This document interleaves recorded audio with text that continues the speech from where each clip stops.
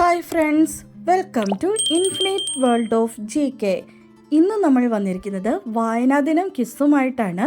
ക്വിസിൻ്റെ 5 ഭാഗങ്ങൾ നേരത്തെ തന്നെ അപ്ലോഡ് ചെയ്തിട്ടുണ്ട്. അപ്പോൾ നിങ്ങൾ അതൊക്കെ കണ്ടു കാണുമെന്ന് ഞാൻ വിശ്വസിക്കുന്നു.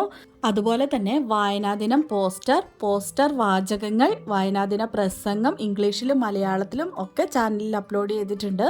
കാണാത്ത കൂട്ടുകാർ അതൊക്കെ ഒന്ന് കണ്ടു നോക്കണേ. നമുക്ക് ഇന്നത്തെ ചോദ്യങ്ങൾ നോക്കാം. നാടകവേദിയെ പറ്റിയുള്ള ആധികാരിക ഗ്രന്ഥം എന്നറിയപ്പെടുന്ന നാടകീയം എഴുതിയത് ആരാണ്? നാടകവേദിയെ പറ്റിയുള്ള ആധികാരിക ഗ്രന്ഥം എന്നറിയപ്പെടുന്ന നാടകീയം എഴുതിയത് ആരാണ്? കൈനിക്കര കുമാരപിള്ള. നിരൂപകനായി അറിയപ്പെട്ടിരുന്ന ജോസഫ് മുണ്ടശ്ശേരിയുടെ ആദ്യകാല കവിതകൾ സമാഹരിച്ച് പ്രസിദ്ധീകരിച്ച കവിതാ സമാഹാരത്തിൻ്റെ പേരെന്താണ്? ചിന്താമാധുരി. മലയാളത്തിലെ ആദ്യ നാടകമായി കണക്കാക്കുന്ന മണിപ്രവാള ശാകുന്തളം എന്ന നാടകത്തിൻ്റെ രചയിതാവ് ആരാണ്? കേരളവർമ്മ വലിയ കോയി തമ്പുരാൻ. തിക്കോടിയൻ എന്നറിയപ്പെടുന്നത് ആരാണ്? തിക്കോടിയൻ എന്നത് ആരുടെ തൂലികാ നാമമാണ്? പി. കുഞ്ഞനന്ദൻ നായർ. കാപ്പിരികളുടെ നാട്ടിൽ എന്ന യാത്രാവിവരണ ഗ്രന്ഥം എഴുതിയത് ആരാണ്? കാപ്പിരികളുടെ നാട്ടിൽ എന്ന യാത്രാവിവരണ ഗ്രന്ഥം എഴുതിയത് ആരാണ്? SK പൊറ്റക്കാട്. KP കേശവമേനോൻ രചിച്ച യാത്രാവിവരണ ഗ്രന്ഥം ഏതാണ്? KP കേശവമേനോൻ രചിച്ച യാത്രാവിവരണ ഗ്രന്ഥം ഏതാണ്? ബിലാത്തി വിശേഷം. സാമൂഹ്യ പരിഷ്കരണത്തെ ലക്ഷ്യമാക്കി VT ഭട്ടതിരിപ്പാട് രചിച്ച നാടകം ഏതാണ്? അടുക്കളയിൽ നിന്ന് അരങ്ങത്തേക്ക്. കഥയില്ലാത്തവൻ്റെ കഥ ആരുടെ ആത്മകഥയാണ്? കഥയില്ലാത്തവൻ്റെ കഥ ആരുടെ ആത്മകഥയാണ്? MN പാലൂർ. സ്വന്തം പിതാവിൻ്റെ മരണം പശ്ചാത്തലമാക്കി വയലാർ രചിച്ച ഭാവകാവ്യം ഏതാണ്? പിതാവിൻ്റെ മരണം പശ്ചാത്തലമാക്കി വയലാർ രചിച്ച കാവ്യം ഏതാണ്? ആത്മാവിൽ ഒരു ചിത. മാപ്പിള ലഹളയുടെ പശ്ചാത്തലത്തിൽ ആശാൻ എഴുതിയ ഖണ്ഡകാവ്യം ഏതാണ്? മാപ്പിള ലഹളയുടെ പശ്ചാത്തലത്തിൽ ആശാൻ എഴുതിയ ഖണ്ഡകാവ്യം ഏതാണ്? ദുരവസ്ഥ.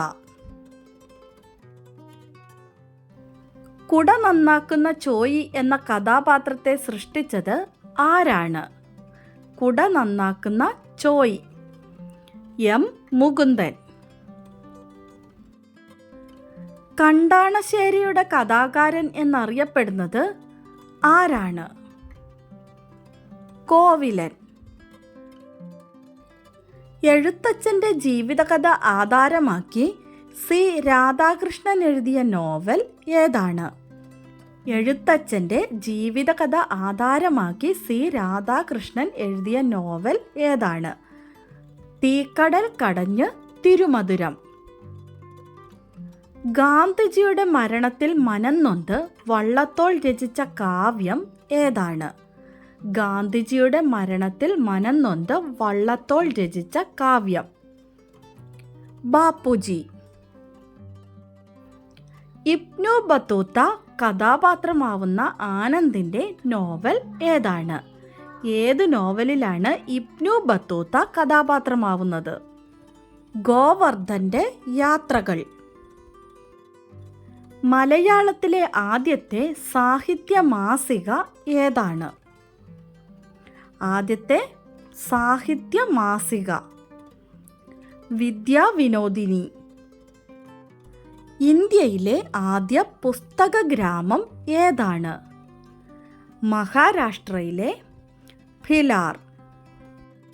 കേരളത്തിലെ ആദ്യ പുസ്തക ഗ്രാമം ഏതാണ്? പെരുങ്കുളം ഗ്രാമം, കൊല്ലം ജില്ലയിൽ.